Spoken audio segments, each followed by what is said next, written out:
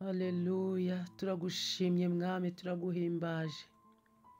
Muri iki gitondo tukuzamuriye amashimwe ko wabanye natwe, waturinze muri iri joro ryose, watubereye ku rugamba, watubereye Imana. Uhabwe icyubahiro mu isi ndetse no mu ijuru. Abakomeye bose nibature izina ryawe barishyire hejuru, kuko niwe Mana nziza kandi ifite ubutware n'icyubahiro. Turagushimye mwami, tuguhaye icyubahiro. Mana data wa twese, tukuragije uyu munsi mu biganza byawe mwami, ngo utubere umunsi mwiza wo gukirizwamo, utubere umunsi mwiza wo kwambariramo imbaraga, utubere umunsi mwiza wo kubona imbabazi zawe, uwuturindiremo kandi utuheremo umugisha. Imigisha wateguye igaragare ku bwoko bwawe, ku bana bawe. Imigisha wateguye igaragare kuri iki gihugu, imigisha wateguye igaragare mu miryango, imigisha wateguye igaragare ku nshuti, abavandimwe. Imigisha wateguye igaragare ku muntu uwo ari we wese Mana. Imigisha wateguye igaragare ku munyarwanda, munyamerika ndetse n'umuzungu n'umwirabura. Imigisha wateguye Mana, utegura imitego y'umwanzi. Inama zakozwe ni nyinshi kuzimu, izigambiriye gusenya, kurimbura no gutwika no gukuraho. Izo mbaraga tuziburijemo, turazitwikisha amaraso ya Yesu. Turahamagara imbaraga zawe kubw'uyu munsi, turahamagara imbaraga zawe zikiza zibohora, turahamagara imbaraga zawe zikora ibitangaza n'imirimo. Yesu mwene Dawidi, mukiza, ukiza abari mu isi bose, kiza abagaragu bawe, kiza ubwoko bwawe. Turasenze mwami, turakubita hasi imbaraga zose zihagurukiye kurwanya ubwoko bwawe.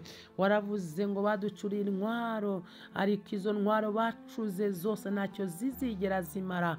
Intwaro yose bacuriye kurimbura mwene data, mu izina rya Yesu turayikubita hasi, turayisenya.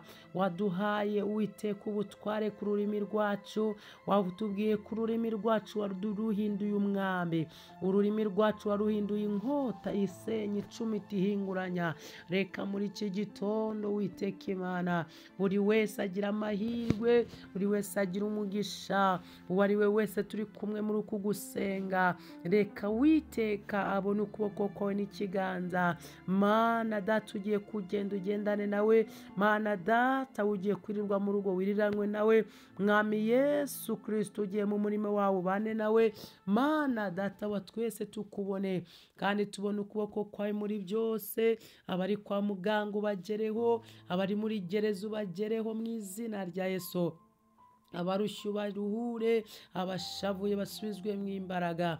Mana wagura imbago zacu, uduhe umugisha utembe mu izina rya Yesu. Reka umugisha utembe ku bwoko bwawe, reka umugisha utembe mu miryango yacu, reka umugisha utembe abashonje ubagaburire kubw'uyu munsi, ababuze uko bagira Yesu bongere babone ineza yawe.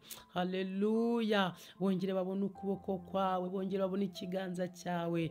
Ndasengeye mwene data uwo ari we wese, ndasengeye mwami umuntu uwo ari we wese, ndasengeye uwo ari we wese ufite ikibazo, ndasengeye ufite intambara, ndasenze wabizi uko abigenza, ndasenze wabona umugisha wawe. Umugisha wadusezeranije n'uwo kurindwa, umugisha wadusezeranije n'uko utazadusiga, utazaduta. Umugisha wadusezeranije n'uwo kurinda imfubyi n'abapfakazi, umugisha wadusezeranije n'uwo kubana natwe.